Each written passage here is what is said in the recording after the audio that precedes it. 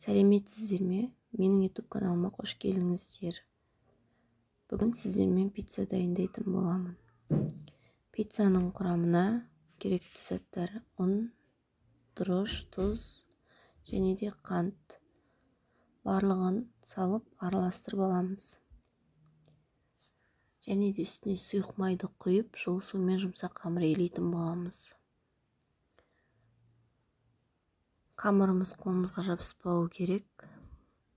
Дәл видеодағыдай илеп алып,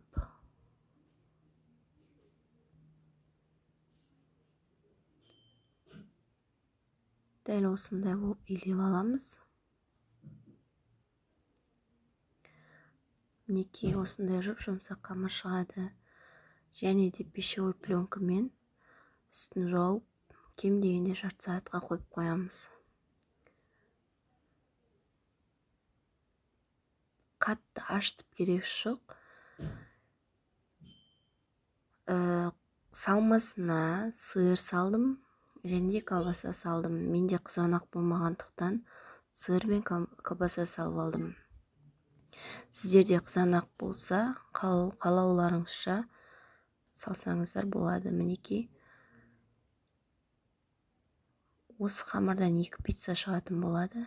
Ортасынан бөліп 2-ге бөлеміз. Жұмсақ қамыр болады. Үстіне ұн сеуіп, қамырымызды жазып аламыз.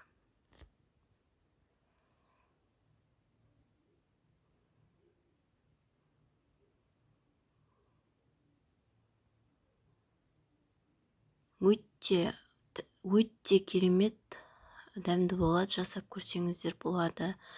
Міне осындай жұп-жұқа болады. Қамырымыз жұп-жұқа болу керек. Және протеинімізді майлап алып, қамырымызды саламыз.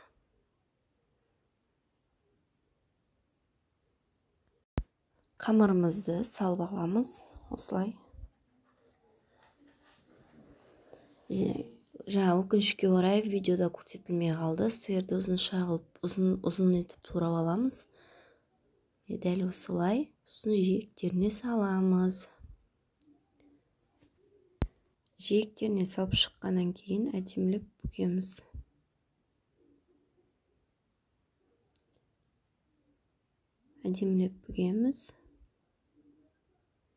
Мінекей осылай. Ортасына кетчупты саламыз.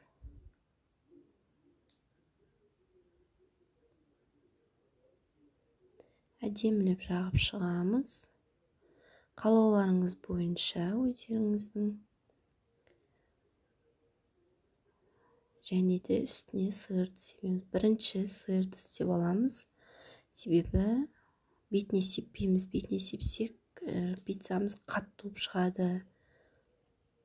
Астына сеуіп алсақ, өте жұмсақ, нәзік, керемет болып шығады. Сіздердің өздеріңіздің қалауыңыз бойынша менде үйде қызанақ болмай қалды. Сол себепті тек колбасамен жасадым. Өте жұмсақ әрі күшті, дәмді болып шығады. Өкінбейсіздер, жасап көріңіздер.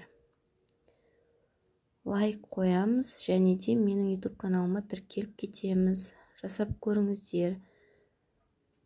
Өте керемет болып шығады. Өте ыстық болды видеода. Сол себепті кесе алмай жатырмын. Өте тәтті болады. Істеп көріңіздер, өкінбейсіздер.